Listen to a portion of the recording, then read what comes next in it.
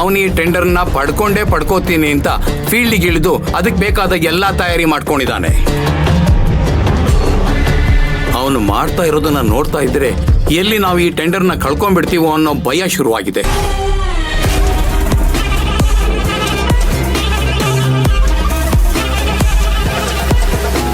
ನಿಮ್ಗೆ ಭಯ ಹುಟ್ಟಿಸಿದನ? ಯಾರವನು? ತಾರಕ್.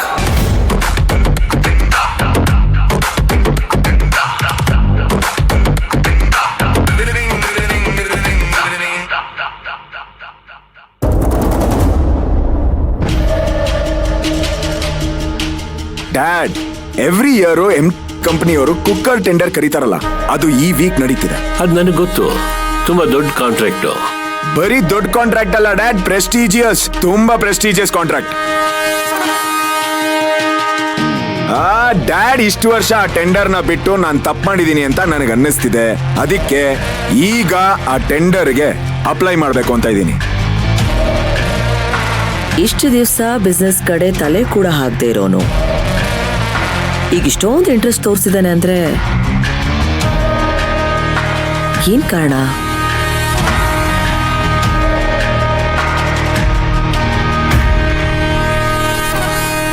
ಅವನ್ ದಿಢೀರಂತ ಈ ರೀತಿ ಬದಲಾಗೋದಕ್ಕೆ ಯಾರ್ ಕಾರಣ? ಆ ಮಯೂರಿಗಂತೂ ಬಿಸ್ನೆಸ್ ಗಾಳಿಗಂತ ಗೊತ್ತಿಲ್ಲ. ಮತ್ತಿದೆಲ್ಲ ಹೇಗೆ? ಸಮು ಸಮು ಸಮು ಸಮು ನಿನಗೊಂದು ಸಿಹಿ ಸುದ್ದಿ. ಸಿಹಿ ಸುದ್ದಿನ? ಏನು? ಜಯನಗರಲ್ಲಿ ಹೊಸದಾಗಿ ಹೋಟ್ಲ್ ಓಪನ್ ಆಗಿದೆ ಅಂತೆ. ಅಲ್ಲಿ ತುಂಬಾ ತರ ವೆರೈಟಿ ಇಡ್ಲಿಗಳು ಮಾಡ್ತಾರಂತೆ. ಸಮು, ನಮಗೆ ರವೆ ಇಡ್ಲಿ, ಅಕ್ಕಿ ಇಡ್ಲಿ, ರಾಗಿ ಇಡ್ಲಿ ಬಗ್ಗೆ ಮಾತ್ರ ಗೊತ್ತು. ಆದ್ರೆ ಅಲ್ಲಿ ಆ ಸೊಪ್ಪಿನ ಇಡ್ಲಿ ಮಾಡ್ತಾರಂತೆ. ಆಮೇಲೆ ಅದೇನೋ ತರಕಾರಿ ಹಾಕಿ ಇಡ್ಲಿ ಮಾಡ್ತಾರಂತೆ. ಅಷ್ಟೇ ಅಲ್ಲ ಸಮು, ಚಿಕನ್ ಮಟನ್ ಹಾಕಿ ಇಡ್ಲಿ ಮಾಡ್ತಾರಂತೆ.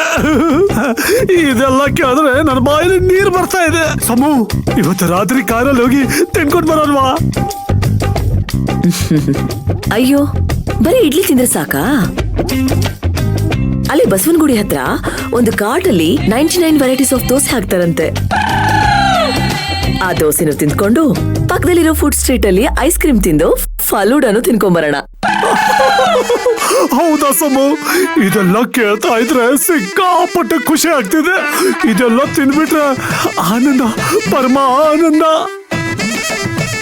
ನಿಮ್ಮನ್ನ ಇನ್ನೂ ಪರಮಾನಂದ ಮಾಡೋದಕ್ಕೆ ಇನ್ನೊಂದು ಐಡಿಯಾ ಕೊಡ್ಲಾ?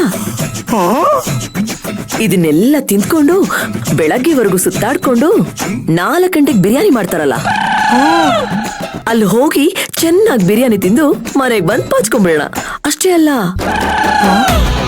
ಇನ್ನೊಂದ್ ಸ್ವಲ್ಪ ಪಾರ್ಸಲ್ ತಗೊಂಡ್ ಬರೋಣ. ಎದ್ಮೇಲೆ ಮತ್ತೆ ಅದನ್ನ ತಿನ್ನೋಣ. ಏನಂತೀರಾ? ಅಯ್ಯೋ ಸಮು ಸಮು, ಈ ಖುಷಿಗೆ ಏನ್ ಹೇಳ್ಬೇಕು ಅಂತಾನೆ ಗೊತ್ತಾಗ್ತಾ ಇಲ್ಲ. ದೇವ್ರೆ, ಕೊನೆಗೂ ನನ್ನ ಹೆಂಡತಿಗೆ ನನ್ನ ಮನಸ್ಸಿನ ಭಾವನೆ ಗೊತ್ತಾಯ್ತಲ್ಲ. ಸಮು, ತಡ ಮಾಡೋದು ಬೇಡ, ಈಗಲೇ ಹೊರಡೋಣ, ನಡಿ.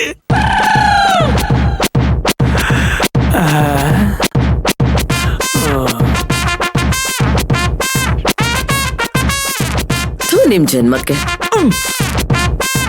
ಯಾವತ್ತು ಏನು ತಿಂದೇ ಇಲ್ಲ ಅನ್ನೋ ತರ ಆಡ್ತಿರಲ್ರಿ. ಈಗ ನೀವ್ ಯೋಚನೆ ಮಾಡ್ಬೇಕಾಗಿರೋದು ವೆರೈಟಿ ಇಡ್ಲಿ ಬಗ್ಗೆ ಅಲ್ಲ. ಯಾವತ್ತೂ ಇಷ್ಟು ತಲೆ ಕೆಡ್ಸ್ಕೊಳ್ದಿರೋನು, ಯಾವತ್ತು ಬಿಸ್ನೆಸ್ ಅಲ್ಲಿ ಇಷ್ಟು ಆಕ್ಟಿವ್ ಆಗಿ ಇಲ್ದೇ ಇರೋನು ಈಗ ಇಷ್ಟೊಂದು ಇಂಟ್ರೆಸ್ಟ್ ತೋರಿಸ್ತಾ ಇದ್ದಾನಲ್ಲ, ಅದ್ರ ಬಗ್ಗೆ ಯೋಚನೆ ಮಾಡ್ಬೇಕಾಗಿರೋದು. ಇದರಲ್ಲಿ ತಿಳ್ಕೊಳ್ಳೋದು ಏನಿದೆ ಸಮೋ?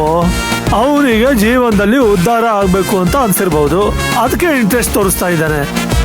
ಇದಕ್ಕೆ ಹೇಳೋದು ನಿಮ್ ತಲೆಯಲ್ಲಿ ಬುದ್ಧಿ ಇಲ್ಲ, ಸಗಣಿ ಇದೆ ಅಂತ.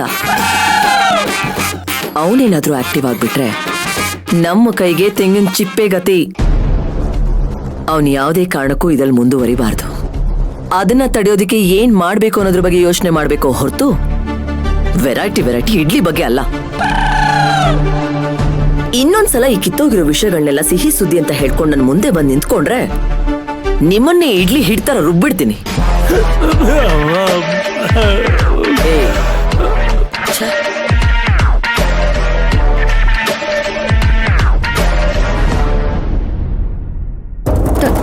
ತಾರಕ್ ಅಂದ್ರೆ ರಾಜೇಶ್ವರಿ ಅವ್ರ ಮಗನಾ? ಹೌದು ಮೇಡಮ್.